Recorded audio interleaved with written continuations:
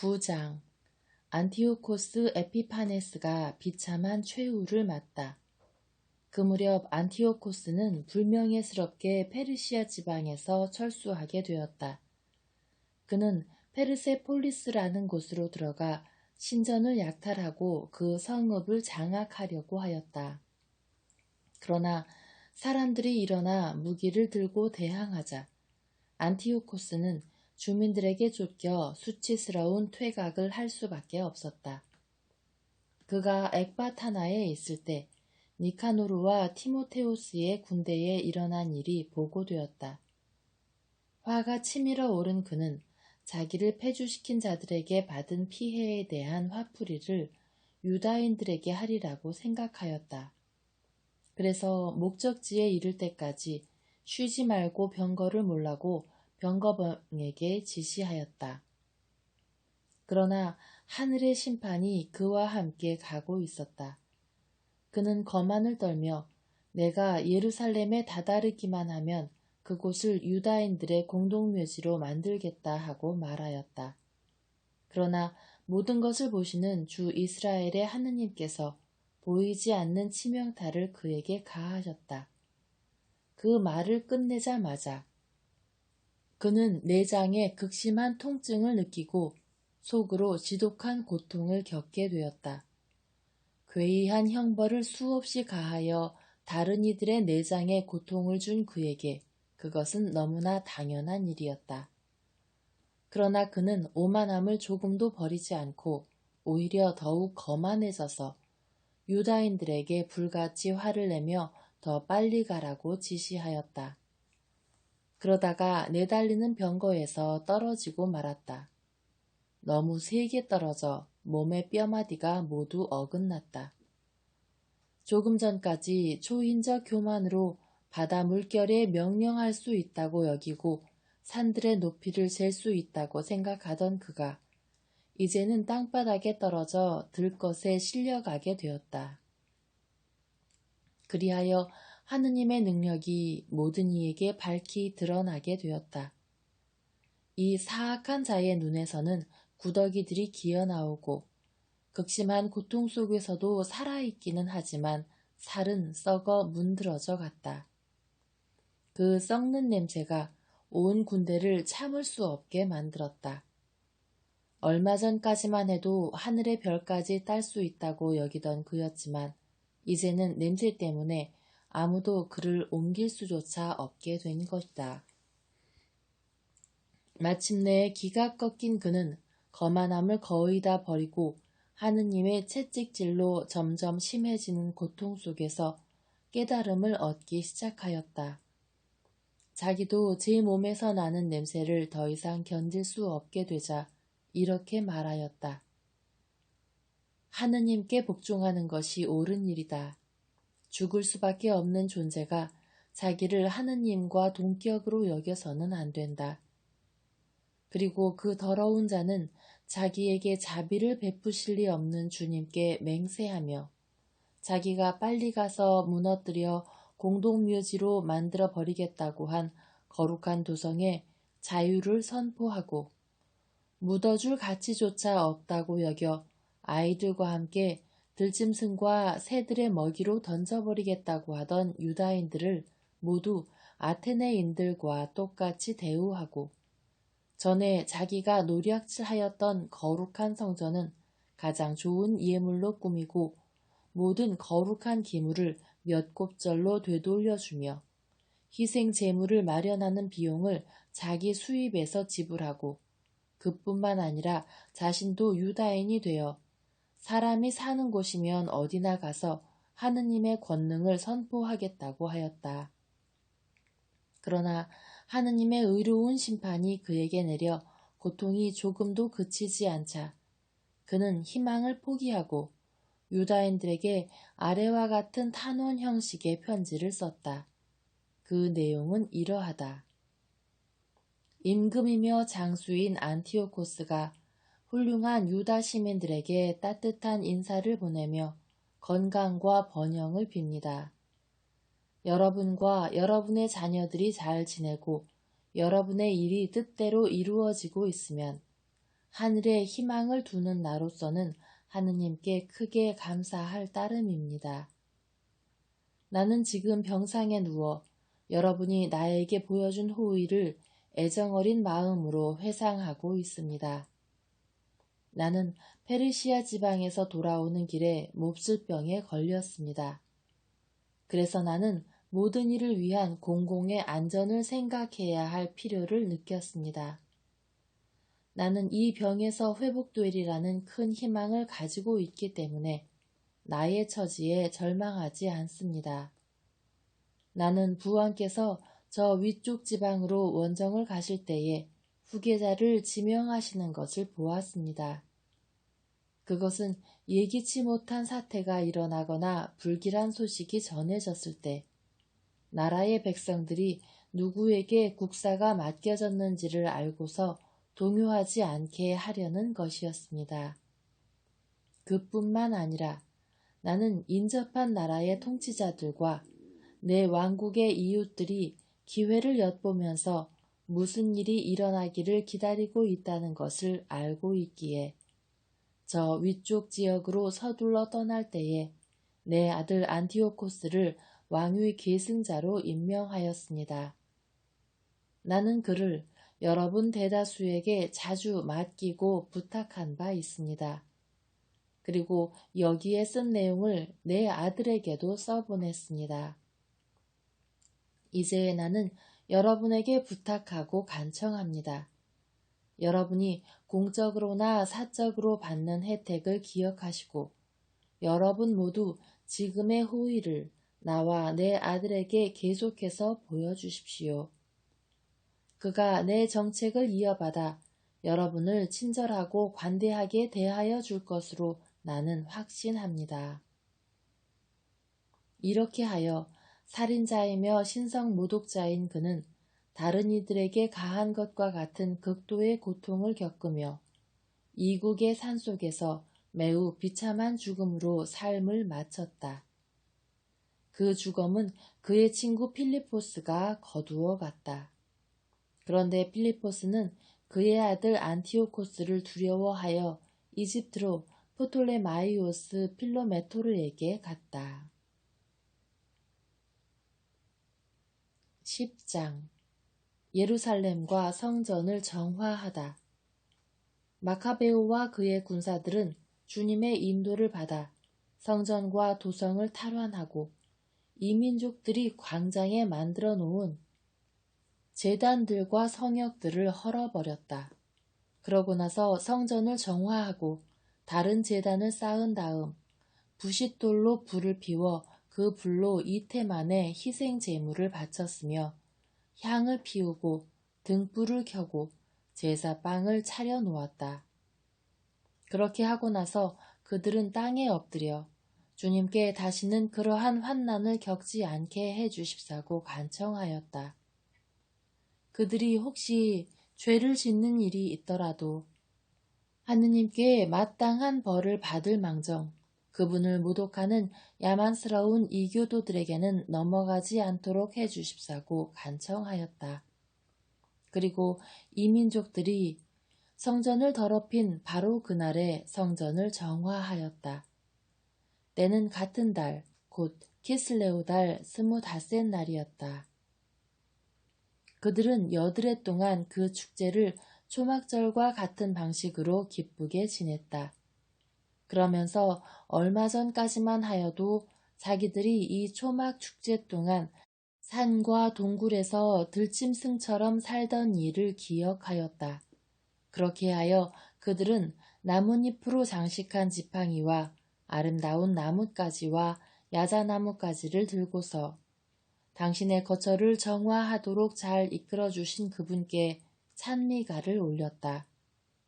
그러고 나서 온 유다 민족이 해마다 같은 날에 축제를 지내기로 공적인 결의에 따라 정한 법령을 공포하였다. 프톨레마이우스 마크론이 자살하다. 에피파네스라고 하는 안티오코스의 말로는 이러하였다. 이제는 이 사악한 자의 아들인 안티오코스 에우파토르 치하에서 일어난 일들을 이야기하고 여러 전쟁이 가져온 환란에 관하여 간단히 이야기하고자 한다. 에우파토르는 왕권을 이어받자 리시아스라는 자에게 행정을 맡기고 코일레 시리아와 페니키아의 최고 총독으로 삼았다.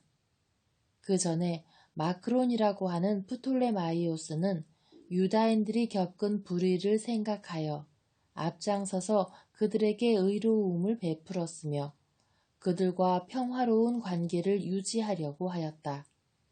그래서 임금의 벗들이 에우파토르에게 그를 고발하였다.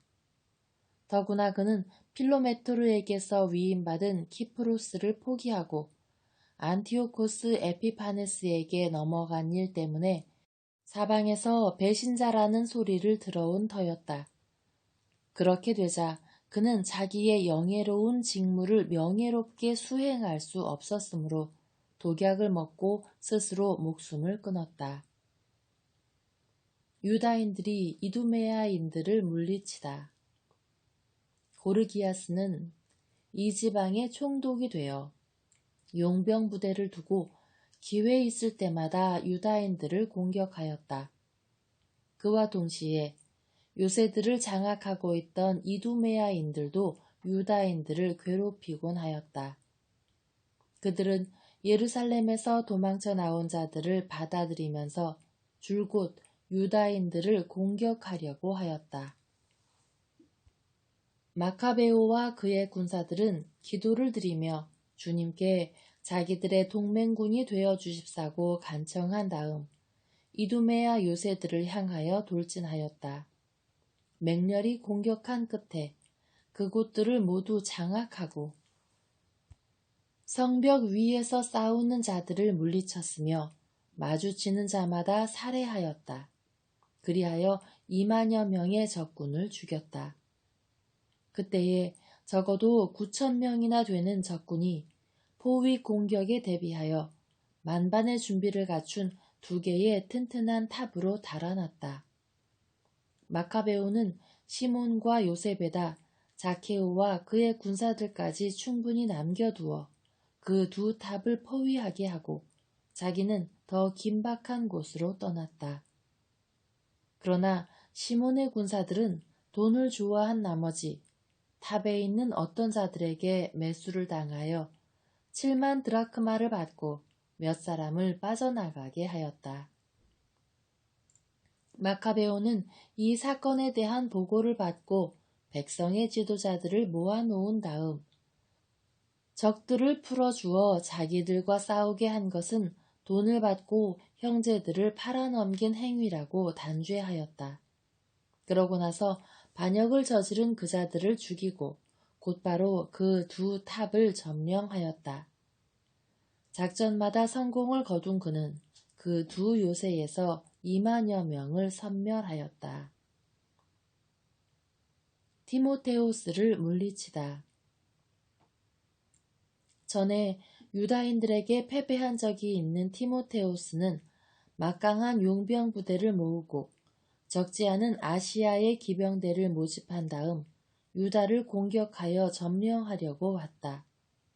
티모테오스가 다가오자 마카베오와 그의 군사들은 머리에 흙을 뿌리고 허리에 자루옷을 두르고서 하느님께 탄원하였다. 제단 발치에 엎드린 그들은 하느님께 자기들을 어여삐 여기시어 율법서에 명시된 대로 자기 원수들에게는 원수가 되어 주시고 적들에게는 적이 되어 주십사고 간청하였다. 그들은 기도를 마친 뒤에 무기를 들고 도성에서 꽤 먼 거리까지 진군하여 적군에게 가까워지자 멈추었다. 양쪽 군대는 동이 트자마자 교전하였다. 한쪽은 성공과 승리의 보증으로 용맹뿐 아니라 주님에 대한 신뢰를 가지고 있었지만 다른 한쪽은 광분에 이끌려 싸울 따름이었다.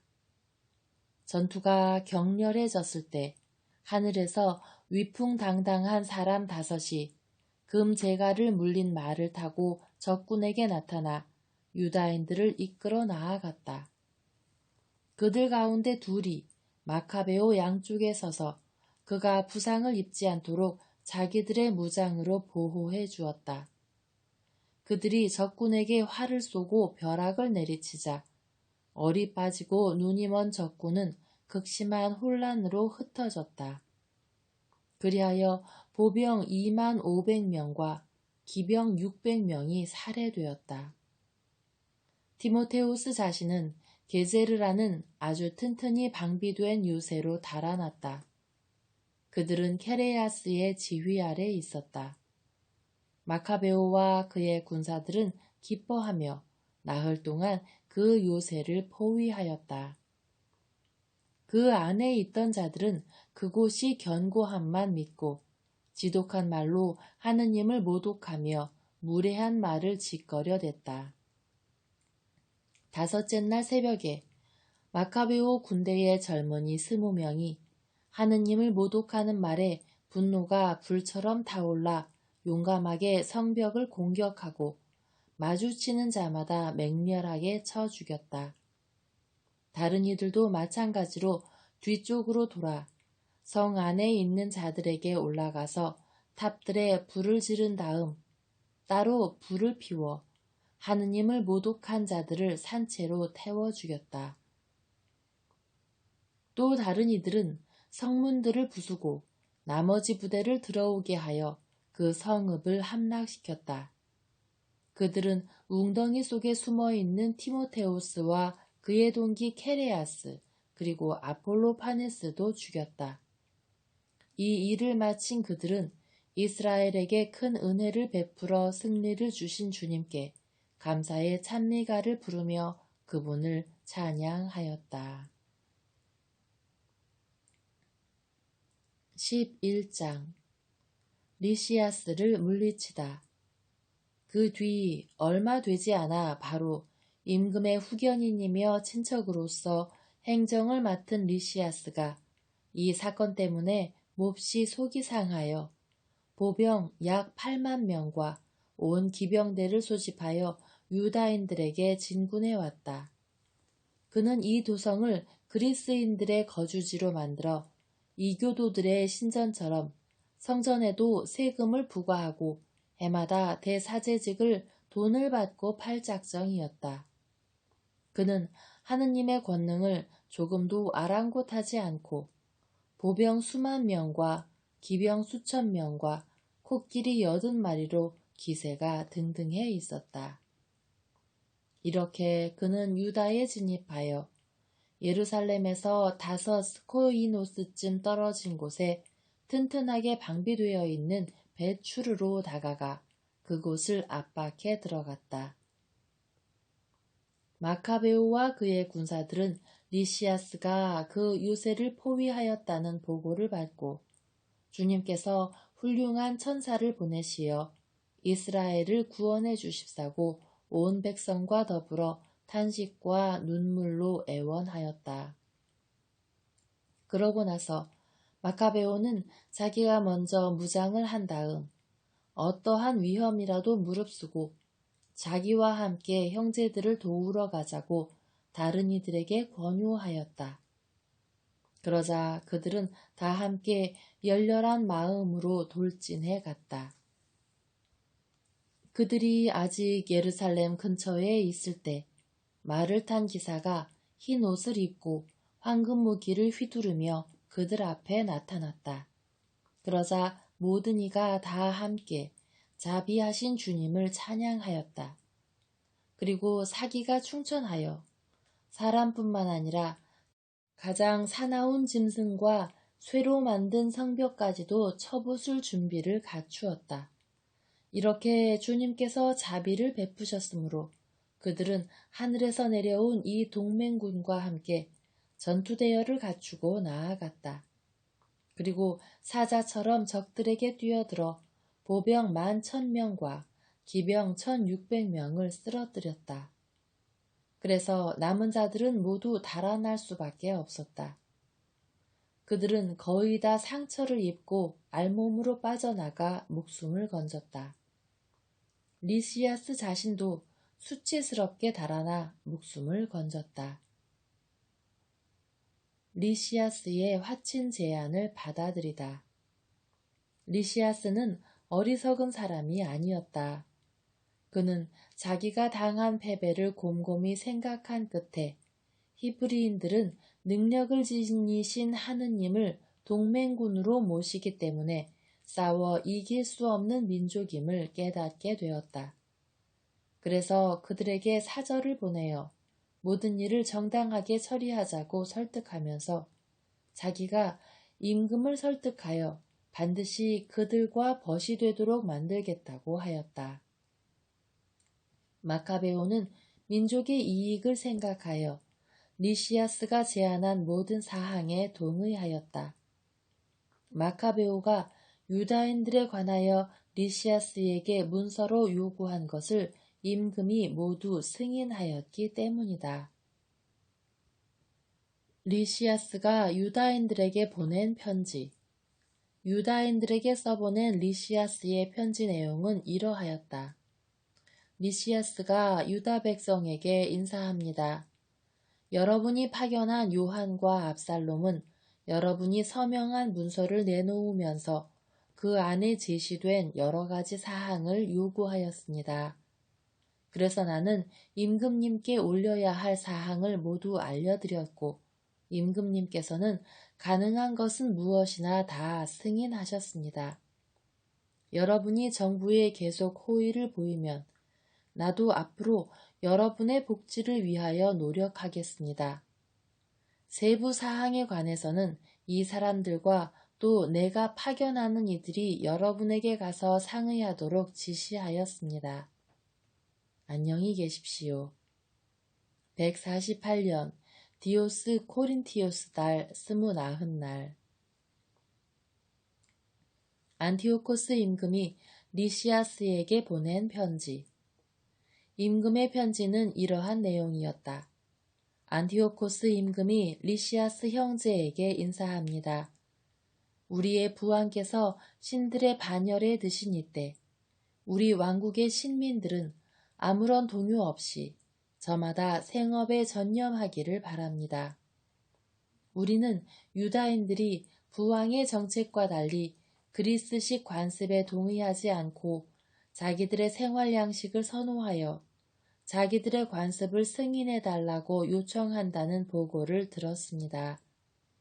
우리는 이 민족도 동요하지 않기를 바랍니다. 그래서 우리는 성전을 그들에게 돌려주고 그들이 선조들의 관습에 따라 살도록 허락하기로 결정하였습니다. 그러니 귀하는 사람을 보내어 그들과 화친을 맺는 것이 좋겠습니다. 그리하여 그들이 우리의 시책을 보고 저마다 즐겁고 기쁘게 생업에 종사하기를 바랍니다. 임금이 유다인들에게 보낸 편지. 우리 민족에게 보낸 임금의 편지는 이러하였다. 안티오코스 임금이 유다인들의 원로단과 그 밖의 다른 유다인들에게 인사합니다. 여러분이 안녕하다면 그것은 우리가 바라는 바입니다. 우리도 건강합니다. 메넬라오스는 여러분이 고향에 돌아가 자기 생업에 종사하기를 바란다고 우리에게 알려주었습니다. 크산티코스 달 30일까지 돌아가는 이들에게는 화친과 안전을 보장합니다. 유다인들은 전과 같이 고유한 음식 규정과 율법을 지켜도 됩니다. 또한 모르고 저지른 잘못 때문에 그들 가운데 누구도 어떠한 형태로든 고초를 겪지 않을 것입니다. 나는 여러분을 격려하라고 메넬라오스를 보냅니다. 안녕히 계십시오. 148년 크산티코스 달 15날 로마인들이 유다인들에게 보낸 편지. 로마인들도 이러한 편지를 유다인들에게 보냈다. 로마의 사절 퀸투스 멤미오스와 티투스 마니오스가 유다 백성에게 인사합니다. 임금의 친족인 리시아스가 여러분에게 승인해준 사항들에 우리도 동의합니다. 그러나 그가 임금에게 보고하겠다고 결정한 일에 관해서는 여러분이 깊이 생각한 뒤에 바로 사람을 보내주십시오. 우리가 안티오키아로 가는 중이니 거기에서 여러분에게 유리한 제안을 내놓겠습니다. 그러니 지체 없이 사람들을 보내어 여러분의 뜻이 어떠한지 알려주십시오. 여러분의 건강을 빕니다. 148년 크산티코스 달 15날